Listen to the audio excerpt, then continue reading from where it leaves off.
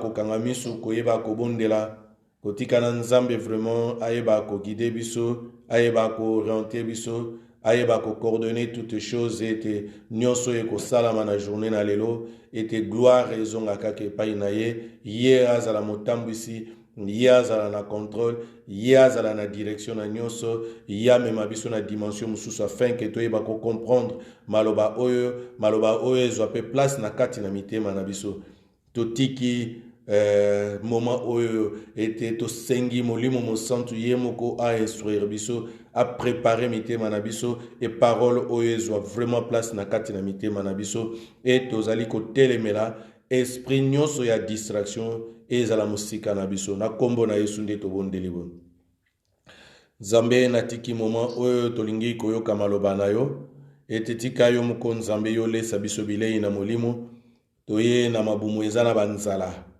banzala oyo ya molimo kolo biloko ya mosuni Nzambe tokokaki kolia tu nous as béni il y a d'autres aussi qui n'ont pas mangé mais yo lobi na biso ete nous ne vivrons pas seulement de pain tokobika mwana moto akobika kaka na kwanga te makobika na maloba nyonso ezali kobima na monoko na Nzambe tika ete maloba oyo kobima na esika oyo ezala maloba na ngai te ezala sagesse na ngai te ezala intelligence na ngai te mais tika ete yo moko molimo mosantu yo tambwisa molimo mosantu yo zala na direction molimo mosantu yo moko s'exprimer ete yo instruire peuple na yo na sagesse na yo pe na intelligence na yo ete toyeba ko comprendre maloba oyo ezwa vraiment sika na kati ya motema ya moko na moko tobondeli nyonso na kombo na yo Yesu Masiya mokonzi pe mobikisi amen amen alléluia.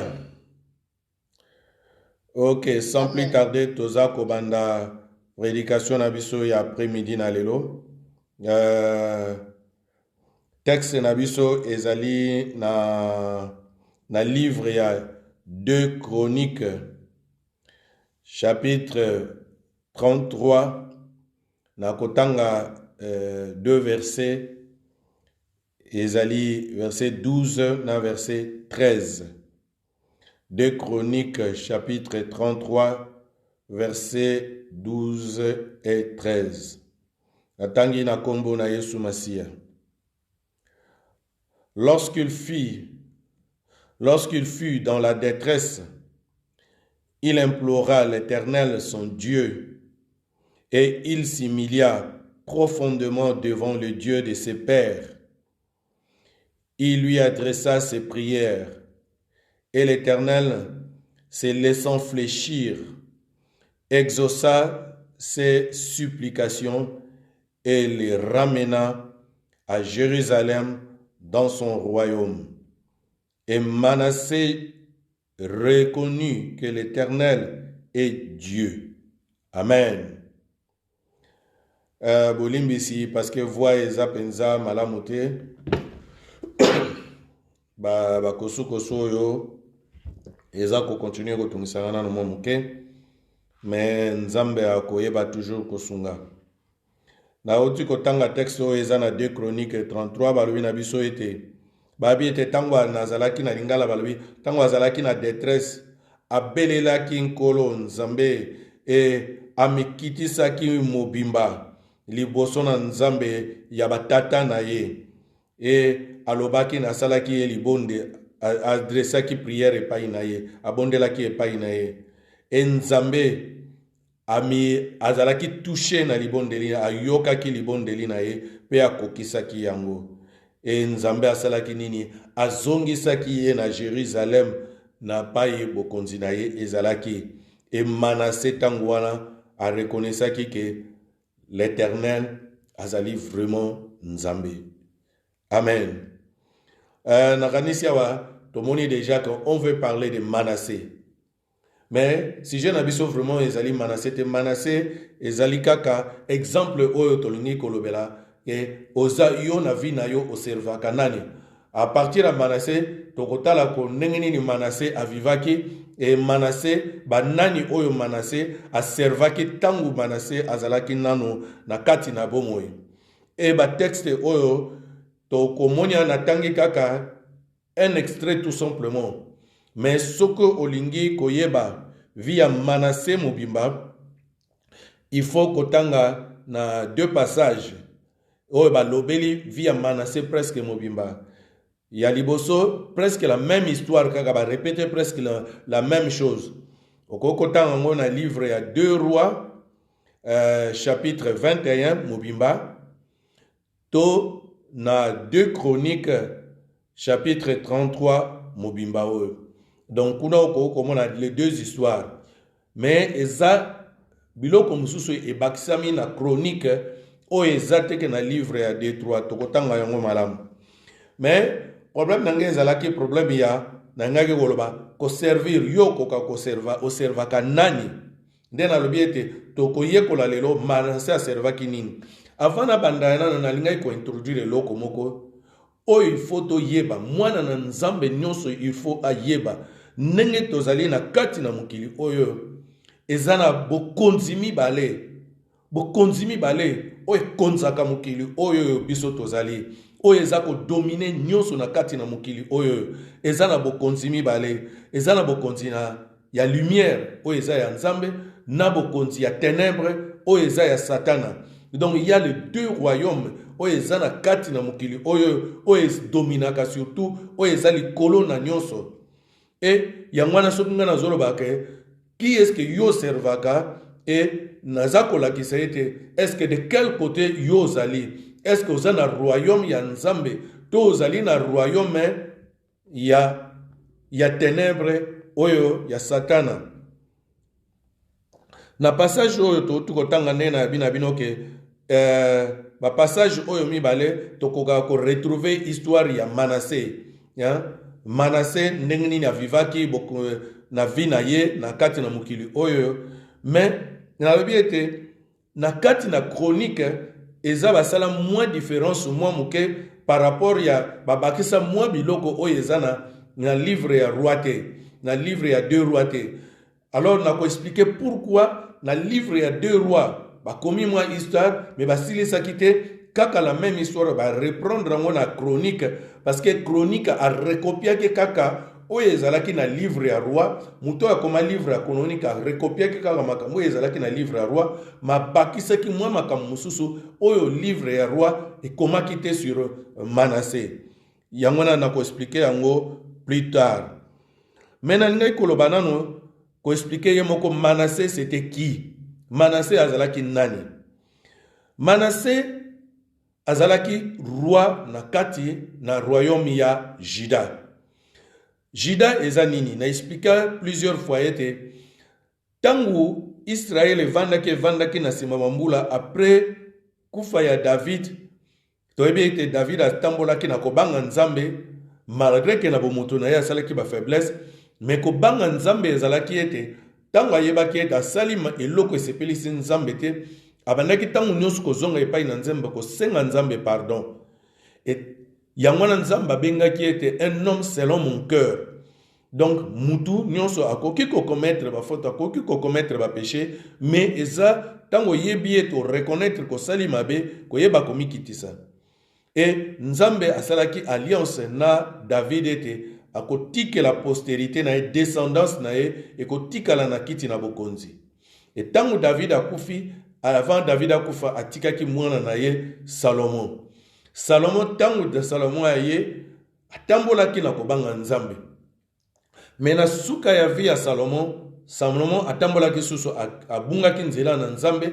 Mingi todeba kaka Salomon ke azalaki roi moko, azalaki très sage, azalaki très riche, mais mingi to abordaka mate to mingi ba yilam su bazako ignorer ke vie ya Salomon ezalaki malamu te. Abandaki malamu mais asukaki mabe. Salomon abungaki nzela na nzambe, akomaki kosambela banzambe mususu na suka. Et yango ne sepelesaki nzambe te, nzambe alingaki kobotola ye bokonzi te, alobi na promesse oyo na pesaki epai ya papa na yo na kobotola yo bokonzi te ndenge ozali na bomoi. Mais na sima na yo na kobotola yo ndambu ya kibokonzi. Mwana na yo akotikala mokonzi, mais na kolongola ye une partie ya royaume. Et yango ne salaki ete tango Salomon akufi, mwana na ye oya yaki sima et ayaki koherite ete royaume esalaki nini ekabwanaki ekomaki royaume ya Juda. Ye atikalaki kaka na royaume ya Juda, abandaki kokonza kaka tribu ya Juda na tribu ya Benjamin na une partie ya balévite, et le reste ya batribu mosusu ya baribin ya banani bango nyonso wana bakendaki koforme royaume, batikalaki koforme royaume ya Israël. Donc ekomaki deux royaumes. Sikoyo naza kolobela wa royaume ya Juda. Donc Manassé azalaki roi ya tribu ya royaume ya Juda. Manassé papa na ye toyebi biso nyonso tolobelaka mingi kombo na ye yebani na bakretien mingi, c'était Ézéchias. Ézéchias azalaki papa na Manassé.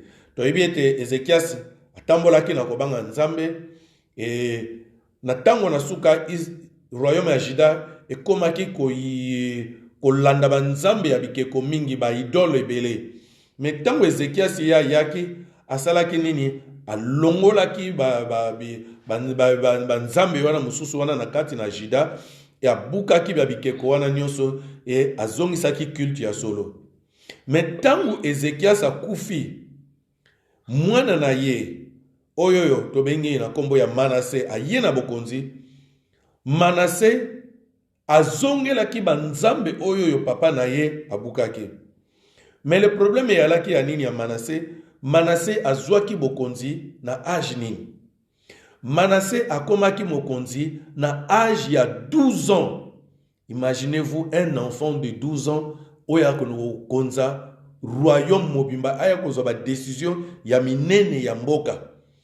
Tala yo moko sokoza na bana, tala mwana na yo ya 12 ans, il n'est même pas responsable dans la maison. Nandako ayeba ete ndako tozana besoin ya nini, et Manassé est devenu roi na âge nini ya 12 ans. Il n'avait que 12 ans tangu Manassé akomaki roi. Mais malgré na âge na ye ya bolenge na ye, Manassé awumela mingi na bokonzi. Parmi ba roi oyo bawumela na bokonzi ya Manassé, atikalaki na bokonzi pendant 55 ans. Toyebi ba David ino na yebite soki David asalaki so 30 ans na kati na bokonzi na ye. Mais Manassé est resté roi na kati na Israël pendant 55 ans. Donc alaki toujours mokonzi titango aye kokufa. Banda âge na ye à 12 ans, ti avandi soki a komaki na âge à 12 ans, asalaki 55 ans na pouvoir, tokolo bake aye kokufa na âge ya 67 ans.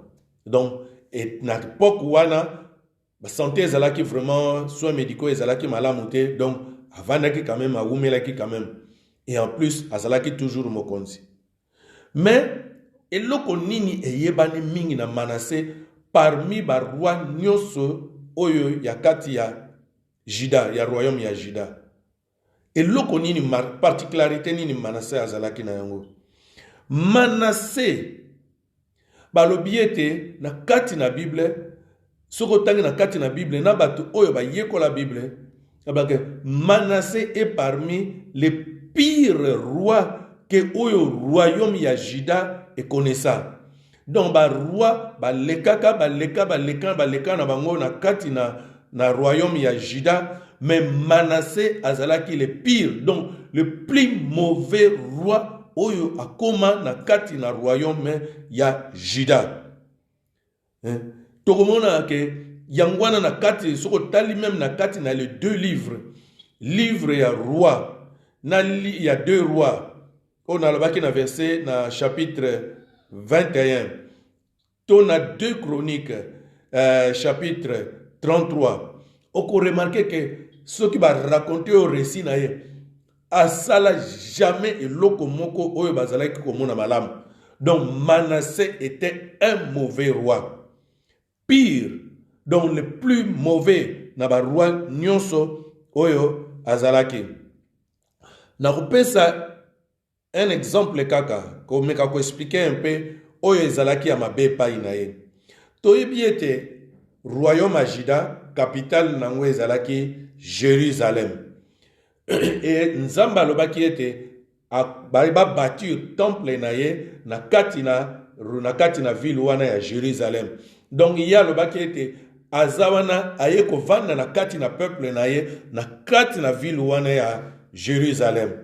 Et ye tangu ye Manassé bikeko oyo papa na ye abukaki ye asalaki nini babikeko ya banzambe oyo mususu wana asalaki nini a reconstruire azongisi babikeko wana asali ba hotel po basalaka ba sacrifice pona ba dieu mususu wana banzambe mususu wana banzambe wana ba Baal asali babikeko ekeko pona déesse mo bana ko benga ye Astarte. Donc aikamati kutu ekeko wana Astarte olia tiango kaka asal aluke lango ba temple nango asale lango ba temple nango akamata meme ekeko wana akenda ko kotisa yango na temple oyo basalelaki nzambe bakomaki. Donc kuna soko koti na kati na temple wana je ne sais pas soko bazali ko rendre deux cultes oke ko rendre culte ya nzambe na ko rendre pe culte ya nini ya Astarte.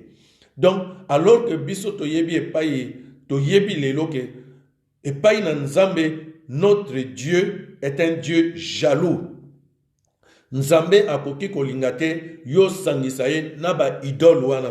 Et Astarte enani ya tomoni Manassé akamata ke même ba idole wana ake ko kotsa bango na temple oyo nini temple ya nzambe oyo ezalaki na kati na Jérusalem. Donc asalaki ba hôtel ba sacrifier pour ba nzambe wana mususu wana ba paya wana et abandaki même ko adorer ba astre donc ba moyi ba étoile a nyonso wana biloko nyonso ezalaki na likolo wana nyonso wana ekomaki lokola ba nzambe na ye.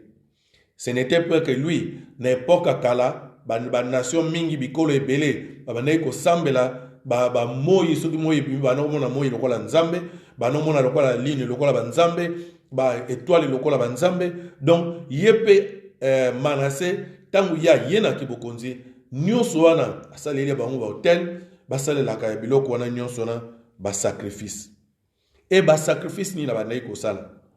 C'est vrai que tout le monde a kaka na kati na Bible souvent ba sacrifice bana Israël ba bandai ko sala bakozwa mwana mpate bake batie na moto baye batumbi ye pona ko sacrifier ba bimisie liboso batangisi makila na ye pona okamata ba makila ye ezalate batangisi makila bakati makila sopa basopi makila après bakamati batumbi ye comme sacrifice et de bonne odeur liboso na nzambe. Ye tangu Manassé aye ba sacrifice ezalaki kaka ba nyamate. Manassé a commencé à sacrifier même les êtres humains.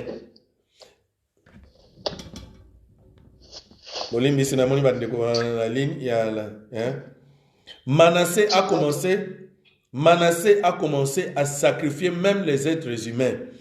Manassé a sacrifié qui même propre bananaye. Na livre ya roi bakomi, il sacrifia son fils. Et dans le livre ya chronique, son fils était moi dans mon côté, ses fils. Donc on dirait à sacrifier qui bana. Donc nous sommes pour nini pour na pouvoir na ye. Donc et puis encourager que ba pratique mingi o ezalaki ya malamuté. Neti babenga ka divination.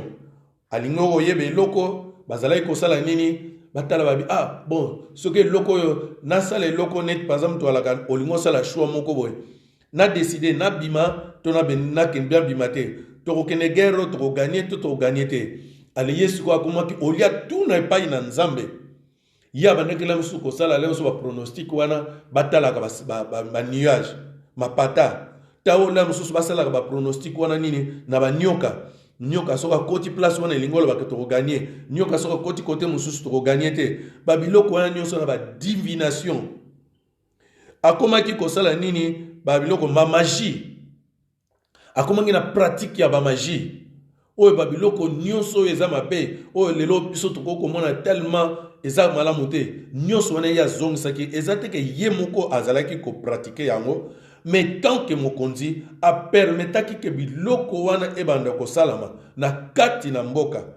Donc a permetaki ba nzambe wana bazongisa bango babanda ko sambela ba nzambe wana ya mabe wana lokuta wana na kati na mboka apermetaki ba divination, apermetaki ba magie, apermetaki la nécromancie, donc ezali koinvoke esprit ya bato bakufa. Boyebi koko na bino moko akufa, boke bobeleli esprit na ye, esprit ya koko ya kufa, la muka ya sunga biso na likambo boye, bobelela bakoko bakufa. Les morts sont morts. Et il y a comme qui ni bakene ko invoka ka esprit ya bato wana bakufa wana. À part ça, balbi amik balbi akuzongisaki pratique ya sorcellerie na kati na mboka. Azongisaki sorcellerie na kati na mboka. Donc na kati na Jida ekomaki potopoto, ekomaki salité, makambo ko sambela na solo ezalaki le susute. Donc Bible même azako comparer Manassé na roi oya komaki na oya zalaki pire parce qu'il y a zalaki roi ya Jida, ne na expliquer ki ne bandeliete et komaki deux royaumes, royaume ya Jida na royaume ya Israël. Il y avait aussi un autre roi na kati na Israël oya qui considéré comme le plus pire. Oya bat mingi bayebi c'est le roi Akab. Ya zalaki na Israël. Mais batu aposa na kaete Manassé aussi azalaki sous grave et balobiete ndenge Manassé azalaki ndenge Akab azalaki. Donc c'était le roi le plus pire na ba royaume ya Nzambe, royaume ya Israël na royaume ya Jida. Balaki na makambo mabe, bazalaki na makambo bungisaki population parce que étant que roi, ils ont permis ba pratique oyo nyonso Nzamba bazalaki ko sepela na ngote ezonga baye bazongela ngo ko salela yango na kati na bamboka na bango. Bango bazalaki mikonzi, bazalaki na pouvoir. Ndenge tango Ezekias yaki asalaki nini abukaki ba hotel nyonso ya Nzambe ya lokuta wana. Mais tango bango bandeko ya bango bandeko sala nini ba installer ba place na mutu ozana droit. Donc mutu nyonso akoki kosambela ni Nzambe ya lingi ko pratiquer des magies, ko pratiquer nyonso oyo ya lingi ya mabe. Et voilà un peu eloko oyo nini Bible eza ko accuser Manassé. Et tant Manassé azalaki kotambola ne wana Nzamba tindaki basali na ye. Bakende ko avertir Manassé, bapekisa Manassé tika kotambola na lolenge oyo Nzambe asepeli na yango te. Mais malgré l'avertissement ya Nzambe et pas ya Manassé, Manassé n'a pas voulu changer. Manassé est resté le même. Il a continué à pratiquer. Babiloko oyo nyonso pe azie moko azako pratiquer pas tika ki population na ye et continuer ko pratiquer ba misala oyo mabe ba soloka ba Nzambe oyo nyonso lokuta wana atika ki biloko wana continue malgré que Nzamba azalaki ko avertir ye. Yangwana na kozonga siko na livre deux histoires ya oyo komami na deux rois na oyo komami na deux chroniques. Ba livre ya nyonso mbale komami na mutu moko te. Mutu moko akomaki livre ya deux rois, mutu mosusu akomaki livre ya chronique. Mutu akomaki livre ya deux rois atikalaki donc akomakaka oyo ya monaki mabe sur Manassé. Donc souvenir oyo ya atikalaki na ngoma mabe atikaki na kati na Israël yangwana ka ya komaki. Mais or Manassé na suka ya vina ye Manassé a continué ke kaka ndengwana te. Nzamba salaki nini? Tangu Nzamba avertir Manassé, Manassé alingaki koyoka te. E Nzamba tindaki armée oyo ezalaki makasi na époque wana armée ya Assyrie esalaki nini? Eyaki ko envahir bango. Eyaki ko envahir royaume ya Juda. Tango eyaki ko envahir royaume ya Juda, basalaki nini? Bakangaka Manassé, balongolaki na kiti na bokonzi, batie ba chaîne, ba memie na captivité na Babylone. Ndenge ba memaki ba population mususu. Et tango Manassé akomaki siko na kati na Babylone, ndayo ko sutuka na landaki ba Nzambe mususu wana. Me ba Nzambe wana basungi ngai te. Lelo na komi na problème tala ene sika na komi. Et na place wana Manassé salaki nini? Abelelaki Nzambe. Yango na texte totangaki ne bandeli. Balobi na biso na 2 Chroniques 33 verset 12 à 13 balobi lorsqu'il fit dans les détresses Donc tant akomaki sikoyo na pasi kuna na Babylone bakangi ye bachaîne aza susu mokonzi te les places wana nde ayaki kososola abi donc nabungaki nakenda akomaki mosika na Nzambe ye abelelaki Nzambe balobi ye amikitisaki ya koleka liboso na Nzambe e alelaki epai na Nzambe e Nzambe ayokelaki ye e Nzambe asalaki nini ayaki kozongisa ye baliberaki ye azongaki tina Jérusalem na bokonzi na ye. Amen. Voilà un peu histoire ya Manassé. Mais na zongi toujours na différence oyo ezali parti wana suka ndenge Manassé abongola mutema roi livre ya 2 rois bakoma yango te. Donc na livre ya 2 rois bakoma kaka ndenge Manassé atambolaki mabe. Mais parti oyo complété que ndenge Manassé yaki ko bongola mutema wana eza na livre ya 2 chroniques. Et voire même auteur ya livre ya 2 rois tellement batikalaki na souvenir mabe na kotangela bino parti ya suka ndenge auteur oyo akoma livre ya 2 rois ndenge akomaki sur Manassé ndenge décrivaki suka ya Manassé na livre ya 2 rois chapitre 21 du verset 16 na verset 18 balobi boyo na livre ya 2 rois verset 21 du verset 16 na verset 18 balobi boyo Manassé répondit aussi Manassé répandit aussi beaucoup de sang innocents. Babylon, Manassé asopaki makila ebele yabatu. Yaba innocent. Batu o wasala mabete. Donc azalaki ko bomisa batu pamba. Donc soka yepo nengelera ki na besoin ba sacrifice na ye ba bimi ba kutani no kaka bazuyo ale ye wana bo kate mutu ba ke ba kate mutu ba chio na moto ba tumbio kaka ndengolo ba sacrifice ababi abomisa ki bato ebele tangisaki makila ba innocent ebele bato ba sali mabe mu côté jusque yoka kutu ndenge auteur ya komiabi jusque a en rempli Jérusalem d'un bout à l'autre. Donc, tellement à sopaki makila ya bato ebele makila oyo ekokaki kotondisa ville ya Jérusalem mobimba. Eza lokola alobi obomisi bato bomisa tellement makila na bango sopana mingi ekoki ko sopana so balobi ba sopa makila bato wana nyonso na mabele awa ekoko remplir ville mobimba. Donc net ville ya Jérusalem. Je ne sais pas ville à Jérusalem ezalaki monene ndenge nini. Mais c'est quand même, c'était un peu quand même trop. Donc, c'est qu'Abomi, c'est qui bateau est belé.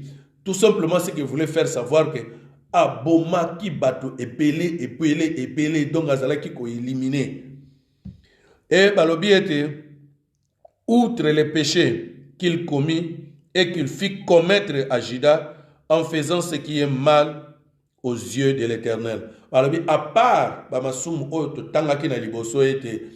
Ayaki na banzambe mususu akotsaki banzambe mususu na Israël ba Baal ba Starte ba nini ataki memba ba idole ya Baal keko ya Starte na kati na temple ya Jérusalem et akamata kazongisaki ba bloko ya ba magie ba sorcellerie ba divination ko interroger ba mort biloko nyonso wana à part wana donc azalaki un grand criminel un grand assassin.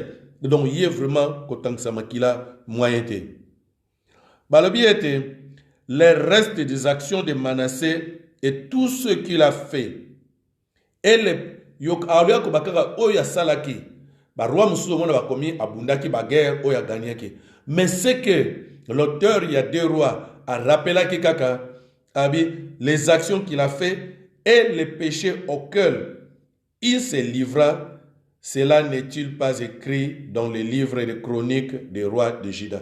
Donc, on se rappelait quand on parle de Manassé, on se rappelle à Kaka, Mabenaye, Namama Sumunaye, ni. Balbi, Manassé se coucha avec ses pères. Donc, Soabi se coucha avec ses pères, donc Manassé a Koufaki. Et fit Yokanenga Baksaki Kutu, Ponaliwanae, et fit enterrer dans les jardins de sa maison.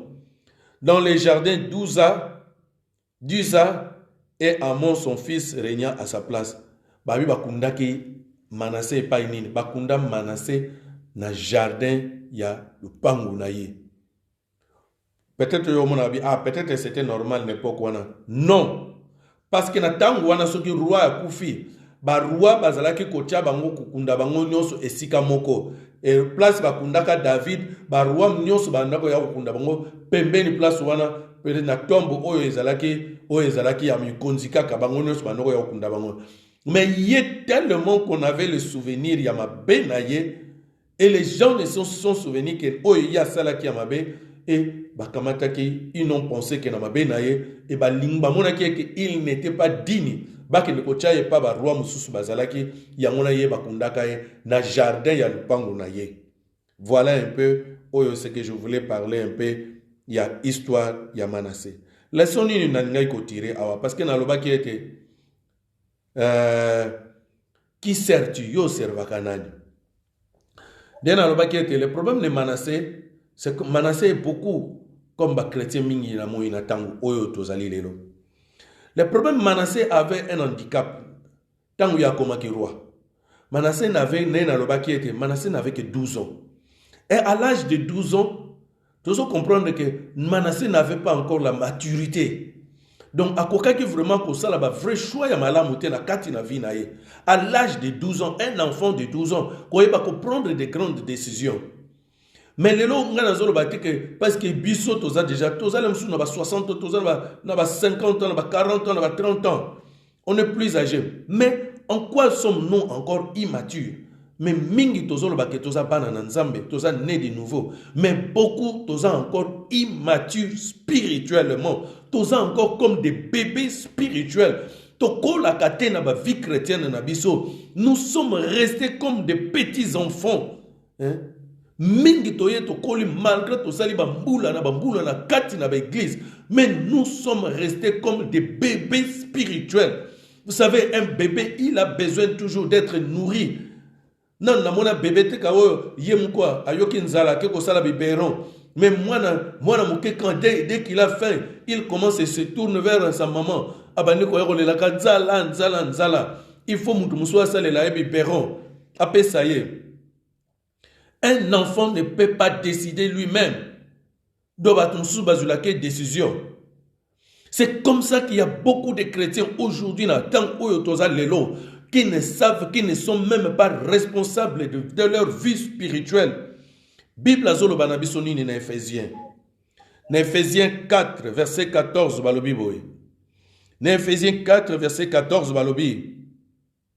Afin que nous ne soyons plus des enfants flottants, emportés à tout vent des doctrines, par la tromperie des hommes, par la ruse dans le moyen des séductions.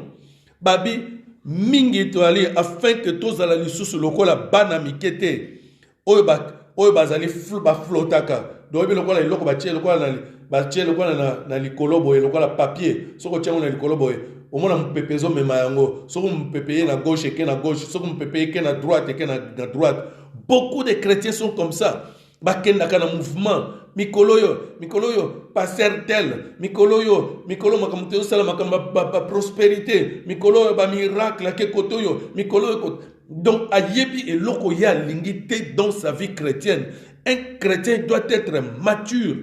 Ce n'est que Moutoya Bongwani Moutema Sika qu'on peut considérer comme un bébé spirituel. Mais quand on a fait des années dans la foi, Dieu ne veut pas que tu tiques encore des bébés spirituels. Et Manassé n'avait que 12 ans. Manassé ne pouvait pas prendre de grandes décisions. Donc, ce qui Manassé a eu une décision à l'âge de 12 ans, il devait avoir des conseils. C'est qu'il a eu des mauvais conseillers. Ce qu'on dit que pasteur Munga bimi koto salabo sans discernement yewana mbanga keyi yewana keyi a yebanite aza sans position dans sa vie chrétienne. C'est ce que je disais la fois passée. Oyebi mingi il pratique la prostitution spirituelle parce qu'il change des églises d'une année à une autre. Il change de pasteur. Quel est son père spirituel? Il ne sait pas. Il mange sur toutes les assiettes de tous les pasteurs. Il mange sur tous les plats. Pasteur il suffit sur ma PCS sans pasteur wana kuna zaboya ye wana mbango alandi mikolo yem tazana succès accueilli nini. C'est ça le problème des chrétiens d'aujourd'hui. Manque de maturité. Manque de maturité. Et quand tu n'as pas de maturité, il faut senzela. Toujours passer tant moko difficile. Ce qu'on yebo senzela te, au cause la emporter na ba venir sur ma doctrine. Il n'y a qu'une seule vraie doctrine. Oh Isaiah Yesu Masia. Il n'y a qu'une seule vraie doctrine. Mais Bible a zokebi sabiso. Abibo keba na tango na suka. Basakoli na lokuta bako ya tellement ébélé. Mais bana na nzambe bazako sosolate, bazako senzelate. Il pense que ça abibako ya bako sala bikamwa. Au point même il y a ko séduire les élites. Dès que tu entends quelque chose, mon pasteur moko ko isaki batukuna, binonyo sumbango boye bukayukuna, o ko isaki batu, ko isaki batu, ko isaki batu. Ako isaki batu yo yebi pouvoir ni nazako sala. O alobaki nanga penza makambo. Le fait qu'ils te disent des choses, ya mwana ndem tazamona na nzambe. Ndeko nanga skeba. Est-ce que ozako sosola, ozoyebe pa yozokende. Ndeko nanga tozo passer temps ngo mabe. Bible a bina tango na suka. Sakolina lokuta ba koye ebele. Et dans des églises, il n'est pas ignoré ya kokutana que beaucoup de pasteurs ozomona que asala kama miracle. Ce n'est pas faux que ça la miracle. Il y a beaucoup de pasteurs qui font des miracles. Et azolobanayo ma azolobanayo makambo o yezaya solo. Mais d'où il azako tirer pouvoir o ya sala la kama miracle pas wapi. Et ça ba pasteur belé na tango oyo ba simba ba kisi ba kota ba ndako oyo ba ya ba nganga ba zozo ba pouvoir moko ya monde ya ténèbres. Et quand toi tu fréquentes une telle église, mais ndeko nangai, sache que yope au côté na kati na alliance wana na pacte wana na ténèbres wana ya malgré il prononce le nom de Dieu, mais quand tu ne sers pas réellement Dieu dans son cœur, yope mtoza na kati wana yopo côté na kati na pacte na ye au côté na pouvoir na ye, c'est lui qui aime taza ko konza bino. Ndenge Manasa zalaki ko konza, il a entraîné tout le peuple ya Juda. Ndenge pe yo côté na kati na alliance moko. Et vous croyez que c'est tout simplement le pasteur? Combien bandimi belé bazoya na kati l'église oyo bazoya na bazan normalité. Mundimilem so yakana, nos églises sont pleines de ndoki. Nos églises sont pleines batumsu ba simba ba kisi bazana biloko na bango nini. Ndeko nanga tant oyo toza ko vivre za tant moko mabe. Heureusement Manassé a sosolaki na suka. Ndeko nanga soki yo za ko sosolate, tu vas rester continuellement comme ça. Neta oyo zali na ngolelo ndeko nanga yeba pas un jour pas yokokende. Obi y a que deux choix. Il y a que deux choix. Ou tu suis le royaume des lumières, ou tu suis le royaume des ténèbres. Mais yeba pas suka le royaume des ténèbres ezali. Na linga ki na peta setene loko moko. Oyeba ete ba idole oyo bazalaki ko servir na tango na kala. Ne crois pas que tout simplement ils allaient qui manzete moko batailler basali forme moko yekeko moko basali basambela kaboy. Je vais vous dire une chose. Peut-être nzambe soka permettre ngai, tant que Dieu a convaincre ngai que je vais passer na te à quelque chose. Na yoka ki ba pasteur mingi mikolo ekomikaka. Esprit de mort, esprit de nini. Je voulais comprendre quel est ces esprits que les pasteurs comment chasser les esprits, comment chasser les esprits. Quels sont ces esprits? Ces esprits-là, ce sont des démons. Je voulais comprendre un peu ces démons-là. Et il y a une science qu'on appelle la démonologie, qui n'étudie que les démons. Je fais un peu quelques recherches. J'ai découvert que mingi tozo koloba na kati l'église on parle des démons, mais beaucoup toyebi et lokuwana, nous ne savons pas qui sont réellement les démons. Mingi toyebi yango. Et Dieu n'a pas trouvé important de nous parler de même abiso na ba détail wana. Nous on parle des choses où quelquefois nous avons maîtriser pendate. Ce n'est pas bon de parler des choses que tozo comme malin sur bande kona mabunga. Les démons, je ne peux pas dire le contraire que bazaba ange moko ya malam. Non, ce sont des anges mauvais.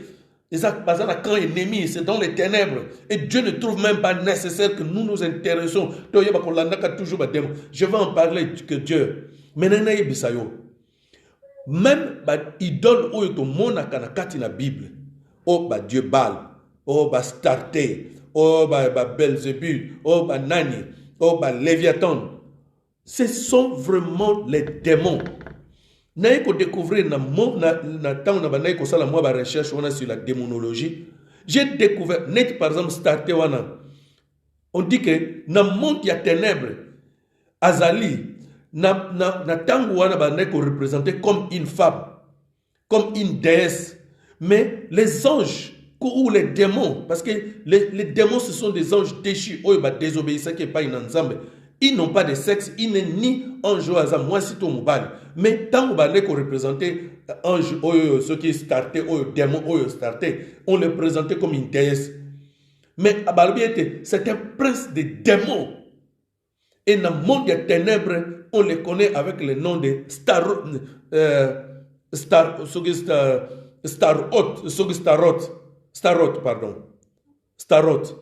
Donc, c'est un démon.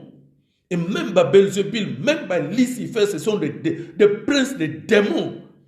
Donc, tous Léviathan, ce sont les princes des démons. Et chacun a son domaine où il y a utilisaka, où il y a salaka, où il y a opéraka, naba ange naye. J'ai entendu un jour, il a rencontré un catcheur qui disait que lui, il était le secrétaire de Satan. J'ai dit, oh mon Dieu, il y a des gens qui se moquent de Dieu.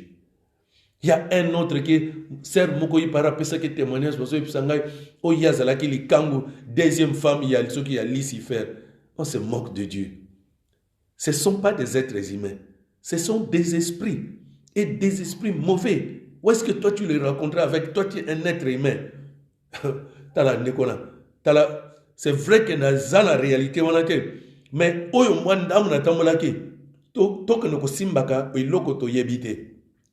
qu'on ne parle pas des choses. Donc, c'était que c'était tout simplement des idoles, et l'obakate, nakozuloka kanengo kenandaku yanganga, okutie kekomoko boye. Ndenge babikeko wana ekokai kozala. Mais okena kata ndako yanganga, omona ekeko eza koloba.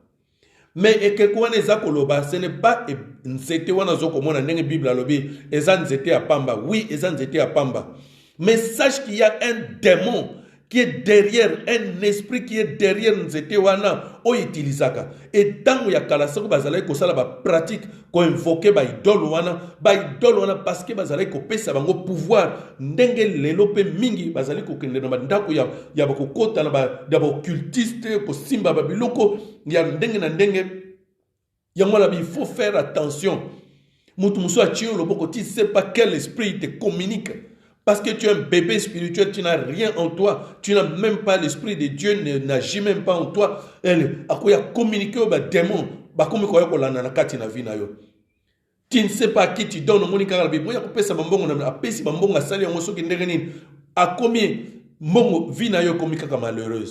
Tu es allé chercher des bénédictions. Malheureux. Il faut te ne soyons plus de bébés spirituels. Comme Manassé qui n'était qu'un bébé quand tu l'es devenu roi. Il faut que tu aies baba. Ma question était, qui sers-tu? Parce que il faut que tu aies baba que ce que vous n'avez pas dans Nzambe, vous avez servir dans Nzambe. Nenge, na kati na Bible, il y a servir et pas un diable. On appelle ça service, mais c'est la servitude. Et la servitude est égal à esclavage. Un esclave, azala salaire, azala li futate. Yeba ete tant yozo ko servir monde ya ténèbres. Ndeko nangai. Oh, gana zana ngana kindokite, ngana zana ngana ninite. Mais yeba ke e pa ina nzambe, tu fais un choix. Ya kokoma mwana na nzambe. Mais quand tu ne choisis pas d'être dans le camp de Dieu, yeba ete automatiquement et tu es dans sa servitude et qu'il t'utilise. Et puis être dans un royaume, ce n'est pas que Nayaka Kaka n'enge belé le lot qui croient qu'ils sont dans l'église parce qu'il y a une église, parce qu'il y a titre dans une église, qu'il est un enfant de Dieu qui fait partie du royaume de Dieu. Non, qu'est-ce que toi tu fais dans ce royaume? Parce que dans un royaume, Dieu est comme ton Seigneur. Toi, tu es son serviteur. Un serviteur ne reste pas les bras croisés. Quel service que toi tu rends dans son royaume? Ou au contraire, tu détruis même les royaumes. Et quand tu sors de Bimika à côté, yo bandiko tonga pasteur, bandiko finga ba pasteur, bandiko sala, yo kaka yom to yaka na kati une église, c'est toi aussi qui détruis les églises. Avec comportement na yo. Ici, yo kaka mto yaka na kati une église. Alors qui sers-tu? Au yaka na kati une église. Et puis quand les gens viennent à l'église aujourd'hui, qu'est-ce qu'ils viennent chercher? Ils viennent pas chercher, ils viennent pas servir Dieu. Ils viennent pour que Dieu a servir bango. Ça, tu crois que tu es un enfant de Dieu. Toi, tu crois que tu sers, c'est cette façon-là qu'on va faire partie du royaume Yanzambe. Non, non, non, non, non, non, non. Il faut ce cela. Quand on est dans le monde des ténèbres, les diables, c'est les diables qui utilisent. Peut-être utiliser mon kono pour nos finga kabatu. Peut-être utiliser mon kono pour nos tonga kabatu.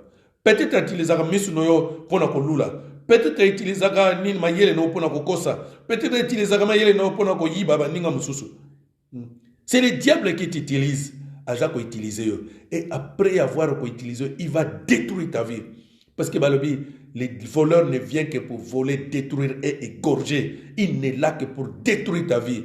Comme c'est ce qu'il a fait pour Manassé. A utilisé Manassé. Et à la fin, il rejette Manassé. Manassé finit comme en captivité, comme esclave. À perdre même royauté. C'est ce qu'il fait toujours. Nabato ya pas servakaye. Au monde a servi qui monde à ténèbres a servi monde à ténèbres.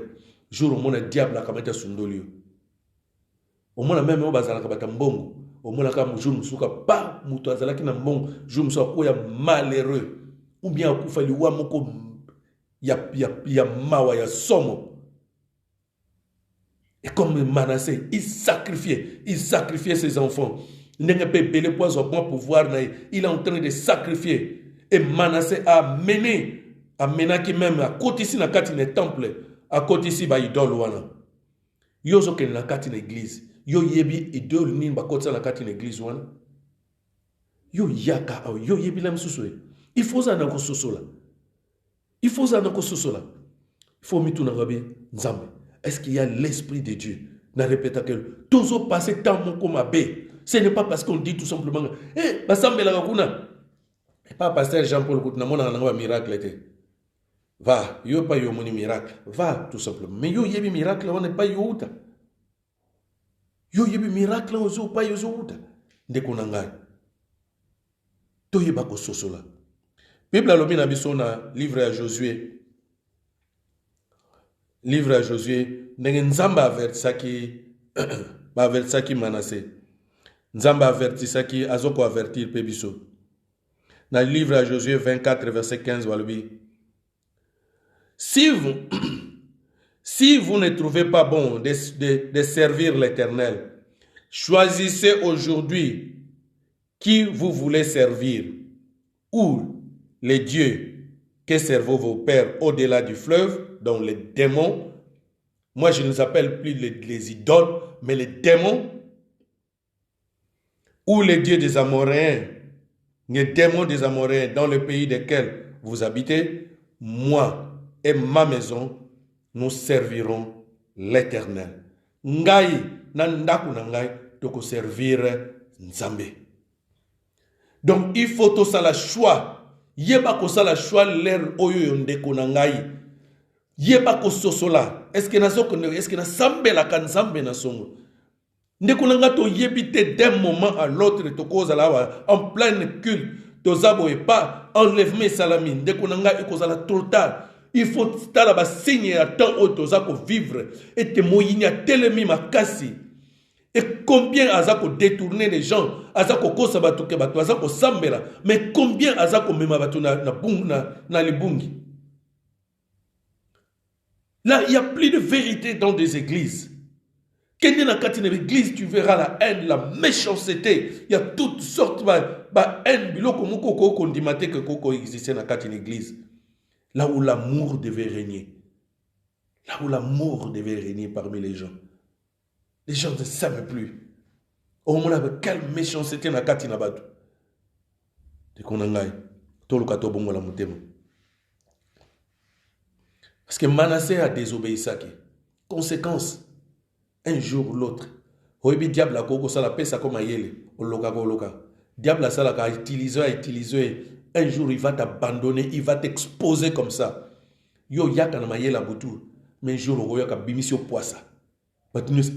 Nzoka zalaka bo biso to yeba akuta zalaka bo. Yo yibaka, mais un jour, bimisio poisa. Yo kosaka ya, un jour, bimisio poisa. Yo tambola kala ki ndumba ne kobo un jour bimisio poisa. Mais nous sommes dit, to yebaka te to kanisaka kutu. Biso to mona ke kutu ninga sambela kawana kutu. Mais un jour, kepa c'est le diable, il est comme ça. Il te donne une certaine gloire. Yozo mona ke yo kosaka, yo mona ke yo zana succès, yo mona ke batwa respecta. Mazako kosa yo. Mais un jour il va t'abandonner. Comme un jour il a abandonné Manassé.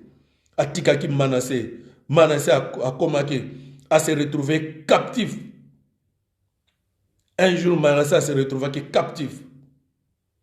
Dans le livre Yanini, ya Malachi, chapitre 3, verset 18, Malachi 3, verset 18, et vous verrez de nouveau la différence entre les justes et les méchants, entre celui qui sert Dieu et qui ne le sert pas. C'est là, il y aura la différence de Konangai. Yom tolingi ko sosola tolingi ko fungola mesute. Réveille-toi, toi qui dors. Nous avons des yeux, mais nous ne voyons pas. Nous avons des oreilles, mais les gens n'entendent plus. Les gens sont devenus tellement aveugles. Les gens sont devenus tellement sourds. Les gens sont devenus tellement bornés. Même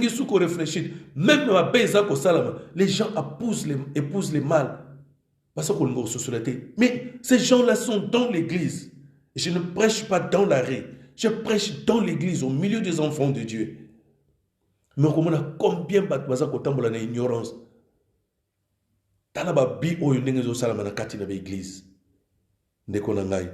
Mais un jour, Nzambalobi, il fera la différence. Tokoyoko mona différence était te o ezalaki Nzambe te. Un jour misala nyos to salaka eko bima poisa na miso na bato. Misala nyos sala makana mulili eko bima poisa. Ndeko nga sosola tangu yango. Heureusement, Bible a dit heureusement Manassé s'est repenti. Manassé a se repenti. Et Bible a conseillé bisalobi na 2 Chroniques 7 verset 14 à l'obin na bisoboy. Na 2 Chroniques 7 verset 14. Si mon peuple sur qui est invoqué mon nom s'humilie, prie et cherche ma face, et s'il se détourne de ses mauvaises voies, je l'exaucerai des cieux, je lui pardonnerai son péché et je guérirai son pays. Manassé a tambola qui m'avait. Mais un jour, Manassé s'est repenti. Et Dieu l'a pardonné. Si mon peuple, c'est qui est invoqué mon nom, simili.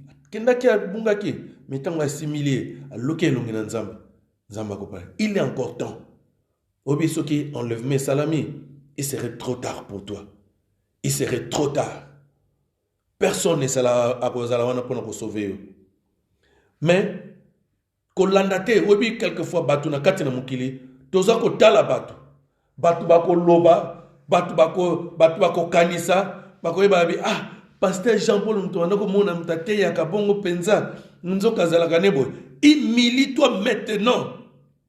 Oyebi na tala kiawa, ce n'est pas en vain que je parlais des livres des rois, dans le livre il y a 2 Chroniques.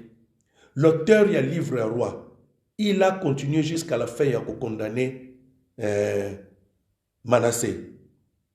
Mukilipe na oyo salaki mabe, mukili soke yebi mabe na yo.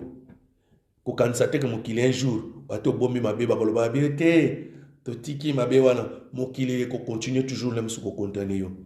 Mais yo tale na Nzambe. Quel que soit mabe na yo esalaki, ko yoka sonité, mi kitisa liboso na Nzambe. N'aie pas peur des gens. N'aie pas peur de la condamnation des hommes. Les hommes peuvent dire, ozalaki na kindoki, ndeko nanga le temps maintenant yango yako yambola yango. Otambola ki na rukuta, otambola ki na ikobo, otambola ki na muyibi, otambola ki na misala nyosa mabe. C'est le temps maintenant. C'est le temps de la conversion de Konangai. Osa ko servir nani? De quel côté tu es? Est-ce que yo servaka muyini? To servaka. Kana za ngana misala ya butu te. Ce n'est pas kaka misala ya butu. Misala mususu eza osala kana moi meza ya satana. Donc tu sers l'ennemi. Quoi qu'on yaka na kati l'église. O ngana za chantre, ngana za prédicateur. Combien de prédicateurs aujourd'hui? Oyebi, nalaka toujours na souvenir. J'étais avec quelqu'un à Zoïb Sangai. Il était en train de me parler, à ce confesser. Il me disait toujours, Dieu le sait ces jours-là. Je ne l'oublierai jamais. Surtout à la qui bateau, to lobaka. Toko kama tapé tous les témoignages en tout puis obi abotala, muto boye. Il était en train de me parler. Mutuana, il a nié kindokinaye. Mais un jour, il a commencé. Il a commencé à confesser. J'ai eu l'opportunité de lui parler comme ça. J'étais comme ça en face de lui. Un type bien, qu'il était normal. Mais un jour, quand il a confessé, il m'a parlé. Beaucoup ne savent même pas la réalité de ces messieurs. Et il a commencé à me parler. Oyebi, il n'est pas loin. À sa place, Bisso Tozali, Awa, dans ma ville Tozali. Il me parlait. Oyebi, que un tel boy. Mutuboye na yebiye. Mutuboye na kati na église boye na yebiye. Na mutuboye na kati na église. J'étais là, je l'écoutais tout simplement. Nzambe ka mutayebi. Nzambe mutayebi. Et lelo. L'église où l'homme souya va ko citer. Hommes de Dieu l'homme souya sitaki. Ce sont des hommes de Dieu qui sont tellement connus. Ils n'ont pas de petites églises. Ils n'ont l'homme sur l'église na bango zomona kezo tamola malam. Mais de kouana za kotanga lobike. Mutuana kuna boyebi ete tika pasteur tika na yo entel wana na yebiye entel wana na yebiye tangu yango ya kobongola mutema ndeko nanga kaka na kindoki te na lobi peut-être yo na matongi na yo peut-être yo na lukuna na yo il faut le servir nzambe na solo pesa mutema na mobimba la kisa bolingono epai na ye la kisa bolingono pa bandeko l'amour o se limitaka na maloba kaka te. C'est ça, servir Dieu. Ne pas être tout simplement dire que vous êtes chrétien qui vient dans l'église, mais yo, est-ce que toi aussi tu es une source de bénédiction aussi pour les autres? C'est ça, être un vrai chrétien. Dieu veut que tu bénisses aussi les autres. Nzambalinga utilise un serviteur pour lui. Et surtout, na tango to komina suka. Naza ko rappeler toujours, to komina tango moko mabe. C'est le temps de la fin. Ndekonanga Luka Obongo la mutema. Manassé a changé sa vie. Même à ta, Batumususu ba auteur ya roi, atika la écran na image que c'était un criminel à Boma Batebele. Mais Dieu sait, Manassé que Nasuka a pensé que mutema n'est pas inanzam. Peu importe le mal que tu as fait toute ta vie, mais Nzamba a besoin. Azozela yo bongo la mutema. Keba enlèvement et koya lelo tolobi. Signor nyos tozomona bawo nini keba yango. Prochainement, Nzamba permettre ngai, je vais parler un peu de la démonologie. O mwandambo na découvrir que moi muke. Pona ko kebisa bino mondo nini toza ko vivre lelo. Mondo nini toza confronter nango. Toye baba génie neza ko se jouer. Il y a un combat, il y a deux camps, il y a deux royaumes. Royaume ya Nzambe alobia yaka na porte azobeta. Soko fungoli à côté. Mais muyibi asenga ka permission te. Que tu le veilles au kansaka que l'homme suyo yaka na kati une église. Mais quelquefois cause à la peine à l'église, il y a un pasteur qui est un bon pasteur. Mais yo, tu n'es pas un serviteur de Dieu. Mais ozali, ozana kaya muyine. Ce n'est pas ta présence de chaque dimanche na kati une église. Mais cela dépend de ce que toi tu fais. Engagement na yo. Qui sers-tu au servaka nani? Servaka Nzambe? To servaka Satan. Amen. Nzambe apambola bino to ceux qui wana lelo. Nzambe vraiment prions beaucoup pour les églises où il y a vraiment une difficulté qui est beaucoup combattue ces derniers temps.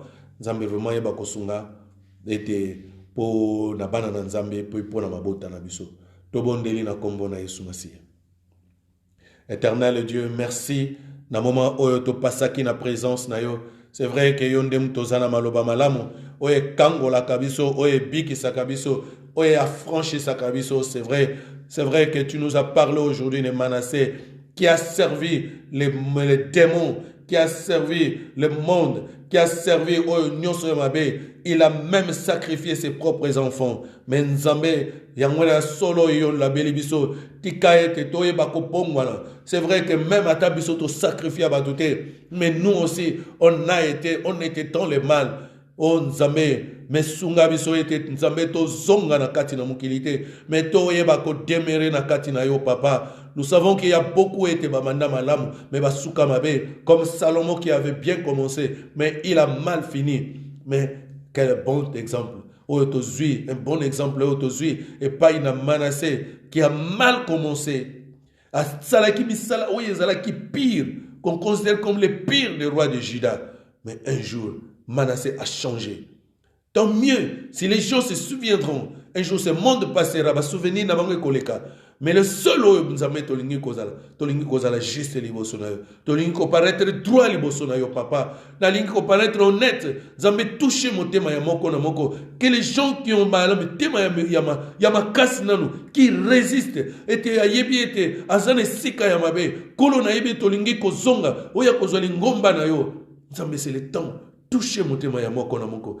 Qui va écouter, oya yokepe, oya koyeba ko yoka parole plus tard. Et Nzambe touche mon tema ya moko na moko. Que chacun donne vraiment sa vie et pas inaye. Et Nzambe a s'engager na kati na royaume na yo. A comment ya solo serviteur na yo.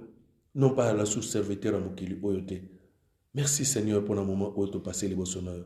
Na kombo na Yesu. Amen. Amen. Comme na suka. Alors, Nzambe vraiment yeba kobate la mino, na koyeba kosa la prière à clôture pour na kotika peuple de Dieu bisika bangonyo su bazali. Na yebi to déborder mo muke, Nzambe azala na bino, Nzambe ayeba ko prendre son abino surtout na ba moment où tozali. Et faites attention même quand tu sors la nuit. Oyebi, le monde y a ténèbres, il prépare des choses que nous ne maîtrisons pas, que nous ne comprenons pas. De konanga ke batango tozali. Oyebi ndeko muka yembabi sosola na tangu oyo tozali sosola ndeko na ngai sosola keba na bondeli pona peuple de Dieu. Nzambe batela bana na yo. Nzambe yo nenkolo lingomba. Nous sommes tes enfants, Seigneur. Nous savons que nous avons passé un temps moko difficile. Oyo moyini Satan a telemi. Oyo azako luka bungisa. Azako luka nani oyo lisusu akoki comprendre. Parce que oyo déjà bazana kana ya yebi ke bakokenene na lifelo. Mais oyo nyonso baza encore na kati na église. Il veut vider l'église. C'est ce que déjà il a essayé de faire. Beaucoup sont dans des maisons. Ils croient qu'ils te servent dans leur maison, Seigneur. Naïbi et toi, tu veux qu'il est doux et agréable aux frères de demeurer ensemble, Seigneur. Nzambe et zalaba tant de soucis, il y a distraction. Tu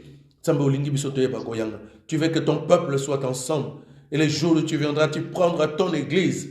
Je sais quand tu es mort, Jésus-Christ, tes disciples étaient réunis en un même lieu et que tu apparais devant eux. Thomas qui ne t'a pas vu. Nzambe, il y a beaucoup qui sont loin de l'église. L'essentiel pourrait être en relation avec toi. Mais Seigneur, je sais, on ne peut pas faire partie de ton royaume si on ne fait pas partie de ton église. Parce que tu veux que ton peuple soit réuni. Non pas de façade tout simplement, dans l'amour. Le vrai amour est régné na katina biso. Nzambe sunga moko na moko, touche motema ya moko na moko. Et te oyo nyonso nanu bazwi vraie décision te. Bazwa vraie décision, ba kangola mankolo, ba bongola ya solo mitema, ba tika oyo nyonso mabe. Nzambe touche. Nzambe prendre personne ya bana na yo. Na temps oyo tozali ko passer, na temps oyo ba crise. Nzambe pourvoir na besoin na biso. Tchali pa na ba mesa na biso, bikisa o bazali ko bele. Olobi ete tu feras la différence. Et Nzambe, c'est le temps où manifeste des différences. Afin qu'il va comprendre que nous prions un vrai Dieu. Manifeste-toi. Amen. Kimiana yonkolo et demeurer na katina banana. Na kombo na Yesu Masia ndeto bondeli boye. Amen. Amen. Amen.